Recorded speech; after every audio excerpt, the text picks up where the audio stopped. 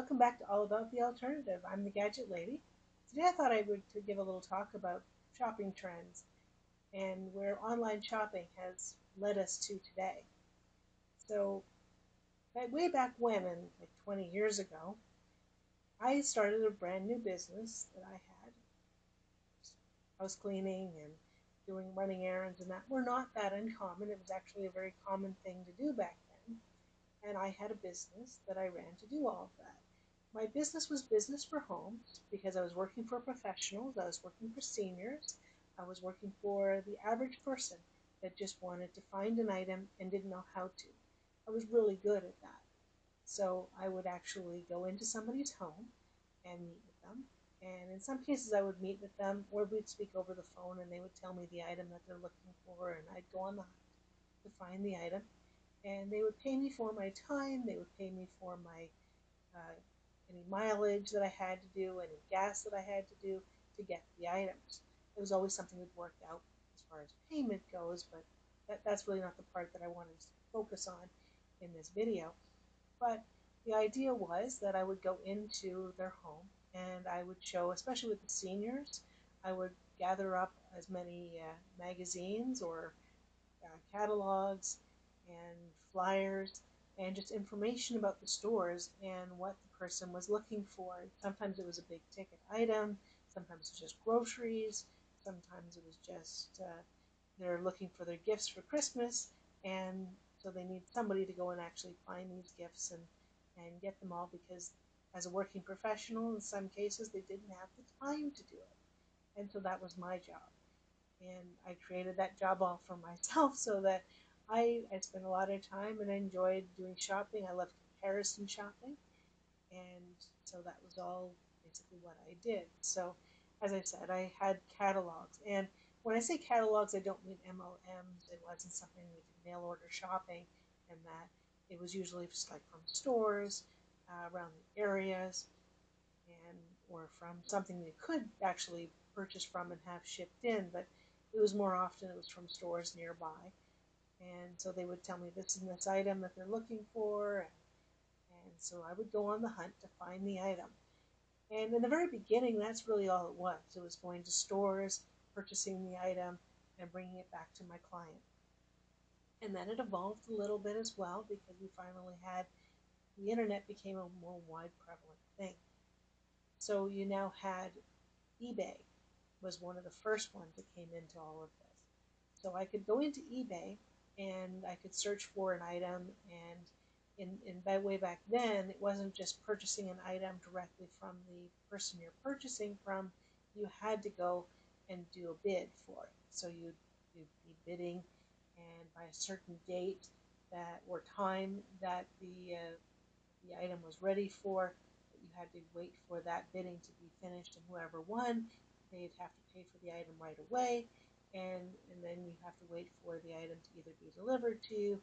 And later on, it actually became more local, and you could go to the person who you purchased the item from and go and pick it up. And and sometimes what they would do, and I never really agreed with this at all, is they would put the item out for bids, but they wouldn't say what the shipping charges were for whatever it was. So you do your, so you'd win the item that you're looking for, and all of a sudden they would give you some massive price for shipping, and that's when you had to complain to the company for eBay and say, no, it said this a price for the shipping, and now they want some gigantic price, and you have to cancel uh, your bid. And it happened occasionally. It didn't happen very often. And usually I got my item that I was purchasing and I brought it to the client, and all was good.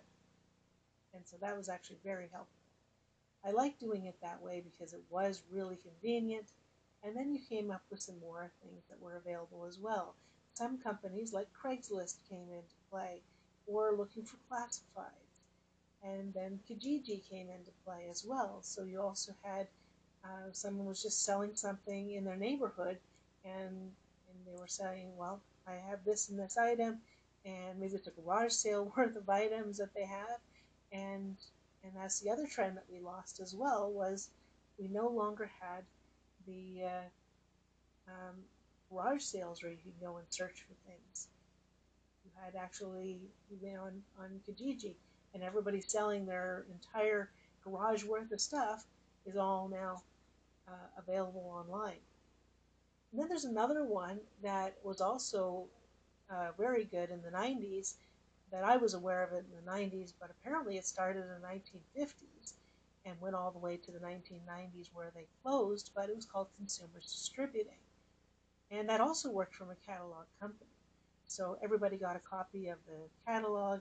You'd go to the store and you had a little form you had to fill out with what the item was, the code number of the item, how many you wanted of the items, a quantity, and then you'd step into this long lineup. Usually if it was a very busy time frame, you would step into a long lineup, get up to the clerk, give your piece of paper to them, and they would put it into their system. And I guess the warehouse was just in behind, so you'd pay for your items, you'd step into the second line, and then wait for your items to be available and ready for you to pick up. So you'd pick them up right there and take them home, and there was no shipping for any of that stuff either. It was all just either it was in the department or it wasn't. So I remember doing that quite often, especially when I was looking for my clients for things. That was a very helpful way to go. And I just recently found out that as everything old becomes new again, Consumers Distributing is being brought out this year by another company, and they're calling it Consumers Distributing, but it's being run more like Amazon actually, but it's called Consumers Distributing, and that everything old becomes new again is right on. So apparently in the fall of this year, that company is being relaunched. So I just recently found that out, and I'm going to keep an eye on that trend as that goes on. So that'll be an interesting one to keep an eye on. And so I used to go to that and purchase some of the items as well. Now somewhere overlapping each other came Amazon. And Amazon was very good as well because you could go online, search for items that you want, and usually it took about a couple weeks for something to be delivered. Way back then, they didn't have same-day delivery. They didn't have within a couple day delivery. It was you ordered the item and it came in the mail or by its courier system within a couple weeks to a couple of days of when it was purchased. And that was actually very helpful. And back then, it just sort of crept in. It was very slow.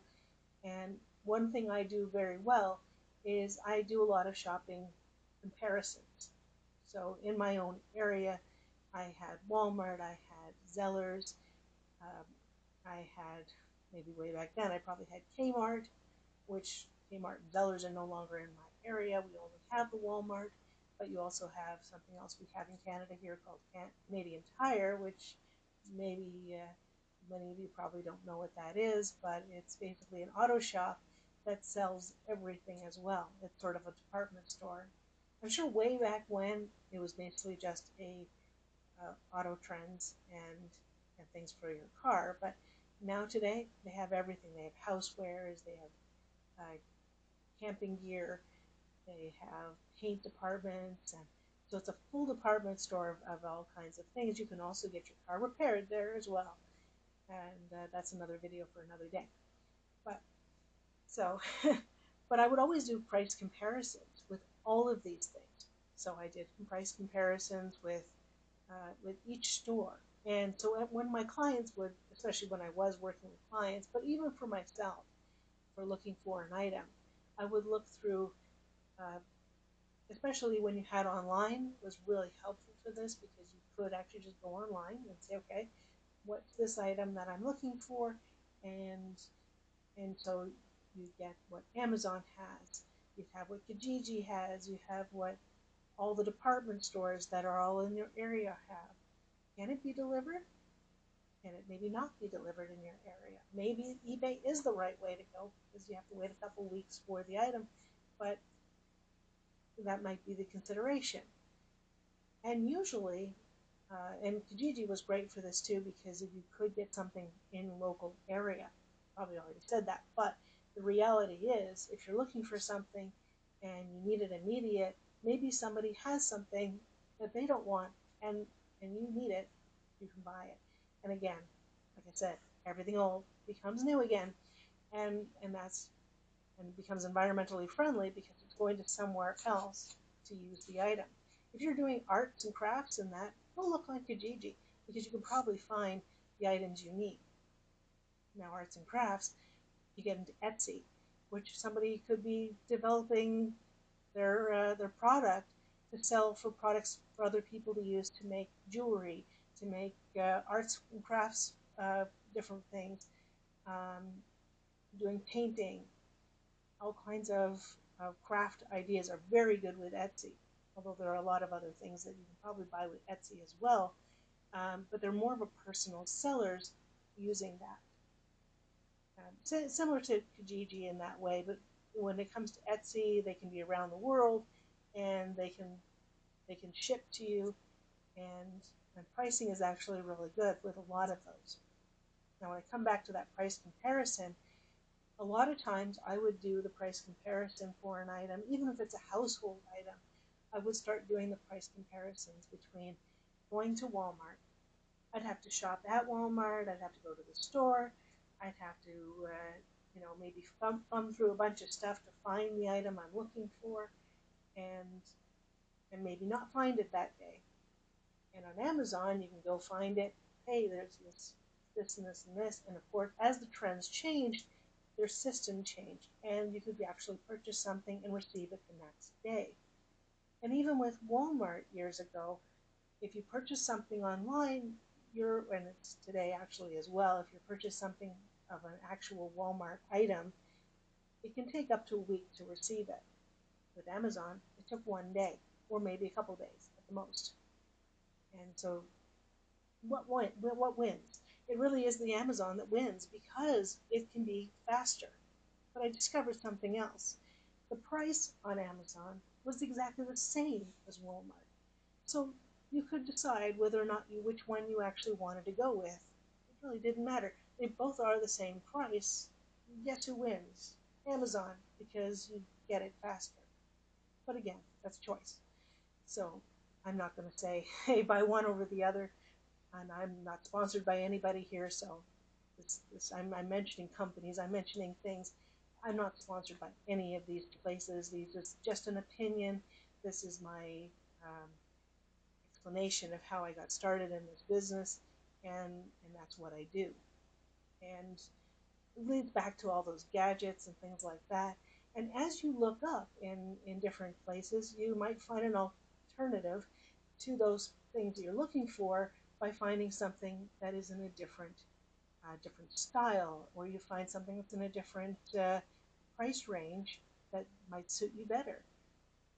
If you're a frugal type like the way I shop, I find the cheapest item, not the cheapest item, not the cheapest item, but the cheapest price for the item, because I don't want to spend a whole lot on these things, and sometimes you can get a package of whatever it is, instead of just the one item, for actually the same price.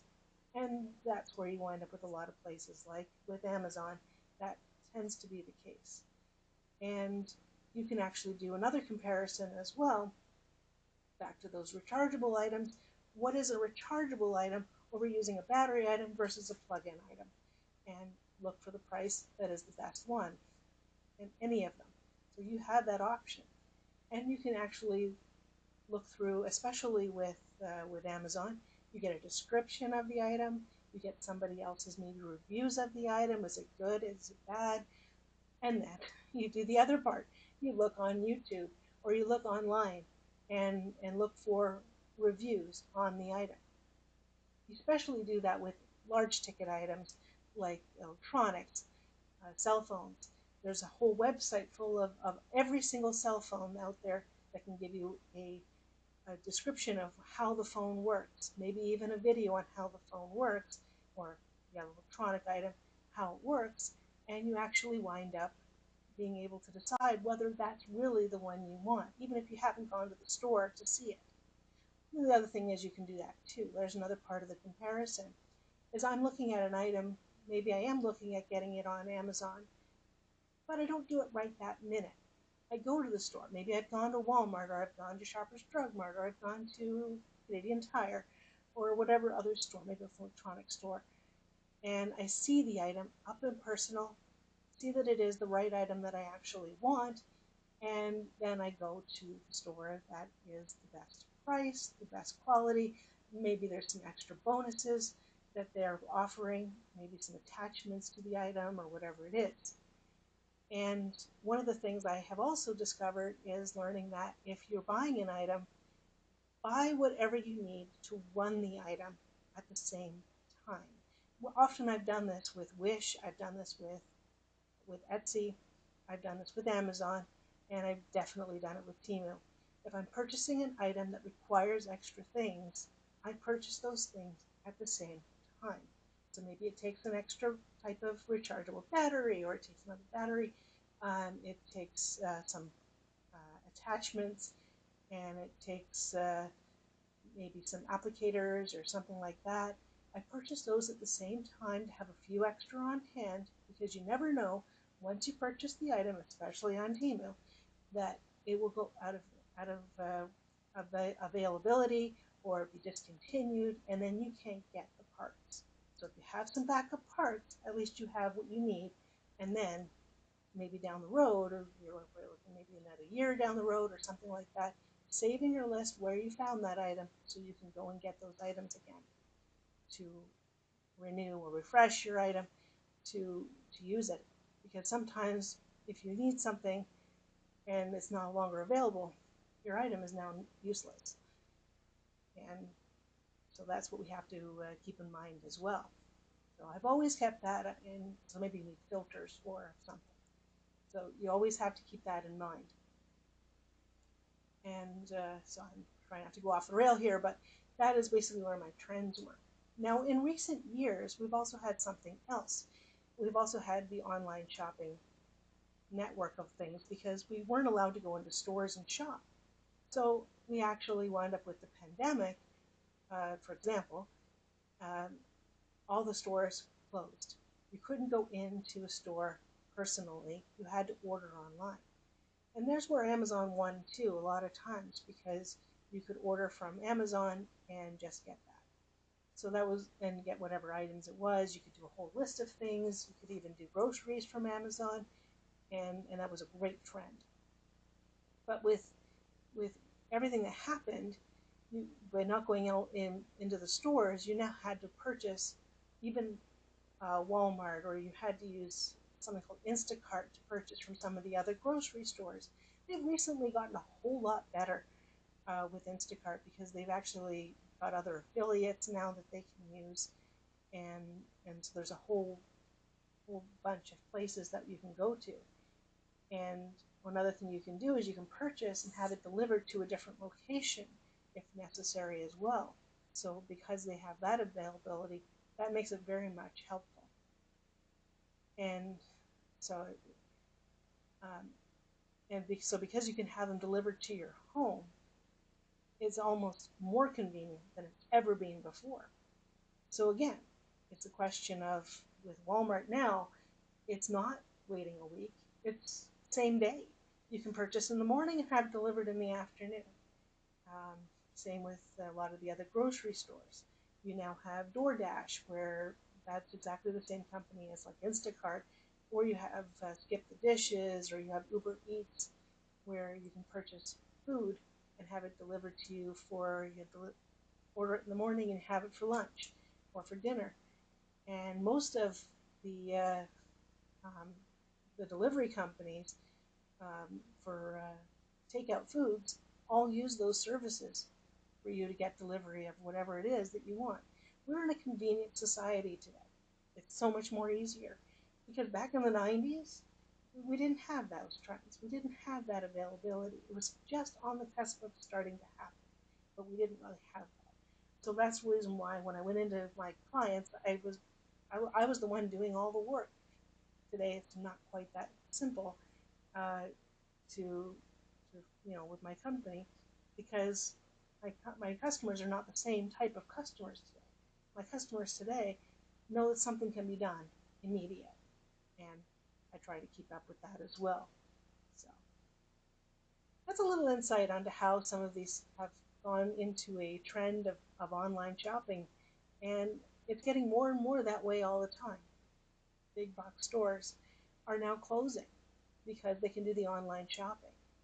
And because of the pandemic, it got worse on that level because there wasn't as much of people going into their stores and their overhead, and they had to pay rent and everything.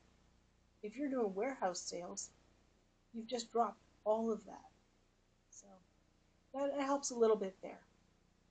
I'm going to do some more on all of these. I'm probably going to deep dive a little bit into some of these in the future. This was just a revolution of shopping today, and I'll be back with some more videos very shortly. And so that today's topic today is the online evolution of shopping. Hopefully that helps somebody out, and hopefully you can give me a like and subscribe. And I'll see you on the next one. Miracles happen every day.